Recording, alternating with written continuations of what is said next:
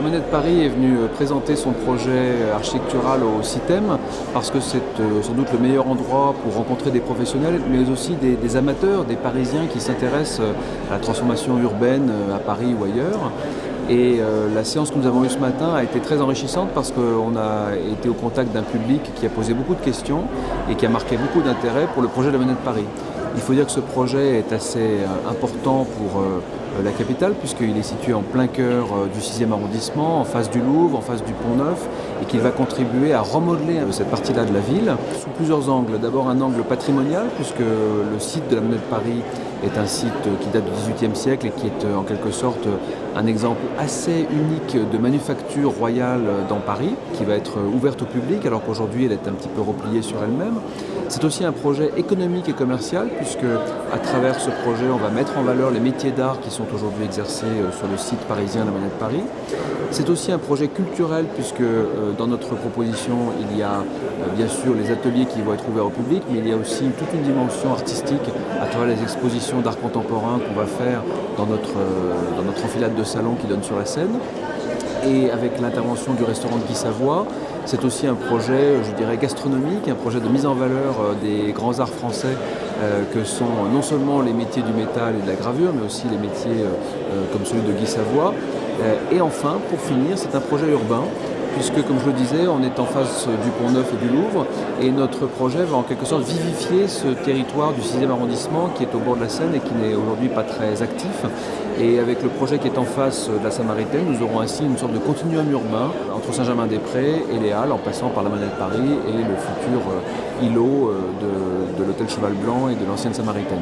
Voilà, donc un projet pluridisciplinaire qui a beaucoup intéressé dans la salle et qui est un projet qui verra le jour à partir de l'été 2014. Donc c'est aussi pour ça que nous souhaitions être présents à ce salon du CITEM parce qu'en termes de calendrier, notre projet est sur le point d'aboutir après de nombreuses années de travaux qui ont commencé en 2009. Donc c'était l'occasion de venir le présenter aux visiteurs du CITEM.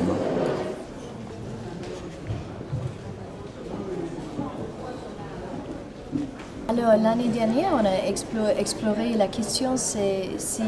l'innovation était possible dans le musée. Et cette année, on a commencé à peut-être travailler avec les fruits de cette discussion, c'est-à-dire de penser au musée un peu différemment, le musée hors de lui. Être hors de lui, c'est aussi pour engager une réflexion sur la place du musée, ses innovations, quand il est dedans et dehors, voilà. Qu'est-ce qu'il est actuellement. Parce qu'il y a une remise en cause un peu de la définition de l'institution même, de ce que c'est qu'un musée aujourd'hui. Parce que bon, les projets sur lesquels j'ai parlé, ce sont des cas où vraiment on engage les visiteurs, potentiels et réels, vraiment à contribuer avec leur créativité, leur contenu à l'expérience du musée. Alors la définition même du musée qui normalement est celui qui apporte normalement l'information aux autres, maintenant est mise en cause par le fait qu'on demande aux autres aussi de contribuer à l'expérience. Il y a quelques années, c'était l'éducation formelle qui était importante, ce qu'on apprenait à l'école. Aujourd'hui, les choses changent, on doit se réinventer tout le temps. Donc ce que propose l'expérience muséale, qui est aussi une expérience qui nous permet d'apprendre de nouvelles connaissances, de nouvelles capacités qu'on n'avait pas avant, il s'en sert dans ce discours vraiment de proposer une sorte d'éducation informelle qui va quand même servir tout au long de la vie des personnes aujourd'hui parce qu'on doit se réinventer tout le temps. Donc cette notion du musée qui joue un rôle fondamental dans ce sens-là est importante dans la société. L'année dernière, j'ai imaginé le musée comme un réseau distribué. Parce que les plateformes ont multiplié et on a compris que le musée, ça fait partie d'un réseau. Il ne peut pas fonctionner en isolation de toutes les autres communautés et conversations qui circulent autour d'elle. Mais cette année, j'ai commencé à penser plutôt comme le musée du futur, comme une présence pervasive, omniprésente. Donc c'est ça le challenge pour le musée, de cesser de se penser comme une destination touristique ou éducative ou scolaire, mais de penser du musée comme une présence éternelle et omniprésente, pervasive, si vous voulez. Et ça va m'occuper au moins une année pour élaborer qu'est-ce que ça veut dire comme ressources, comme les savoirs du personnel du musée, comme stratégie et tout ça. Donc je suis très contente d'avoir ce boulot devant moi.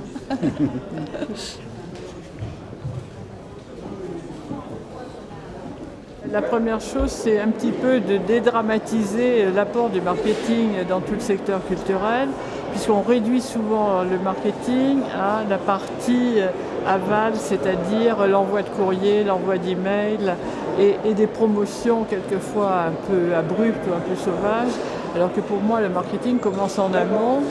sur les outils de définition d'une politique commerciale et a pour objet aussi de mieux intégrer les attentes des publics. J'ai réexpliqué quels étaient les leviers d'action sur lesquels on pouvait agir quand on est un musée ou un établissement patrimonial, les réflexions qui sont conduites actuellement en termes de politique tarifaire en particulier, en termes de vente conjointe, comment on pouvait générer des ressources propres complémentaires sans pour autant que ce soit trop envahissant par rapport au cœur de métier des musées qui reste bien sûr la partie artistique et sans bien sûr se mêler des choix artistiques qui sont faits par le musée. Ensuite de quoi l'apport des réseaux sociaux et le développement des applications numériques oblige à introduire un dialogue avec les publics, qu'on le veuille ou non. Et à cet égard, il me semble qu'il est plus intéressant d'essayer de construire un dialogue dans les deux sens et de jouer le jeu, plutôt que d'avoir des groupes qui de toute façon communiqueront sur le musée ou sur le château ou sur l'établissement patrimonial en dehors, qu'il vaut mieux suivre que refuser, puisque de toute façon ils existeront. Et pour citer un exemple qui est probant, le MoMA qui a créé un groupe de discussion via Facebook a en parallèle un groupe qui a été créé directement par les visiteurs à l'extérieur du musée et qui est en nombre plus important. Il y a plus de 100 000 fans qui se sont constitués en groupe, indépendamment de la volonté du MoMA. La difficulté, c'est un peu évidemment que même si je connais pas mal de personnes dans ce milieu, d'essayer de trouver un discours qui ne soit ni trop savant, ni trop spécifique de telle ou telle activité culturelle, mais plutôt d'essayer de donner quelques clés pratiques. Alors j'étais très agréablement surprise, toujours un peu inquiète du silence et du caractère très attentif de l'audience. C'est toujours agréable pour l'orateur et j'espère, je crois, en tout cas d'après les quelques échanges que j'ai eus après cette conférence,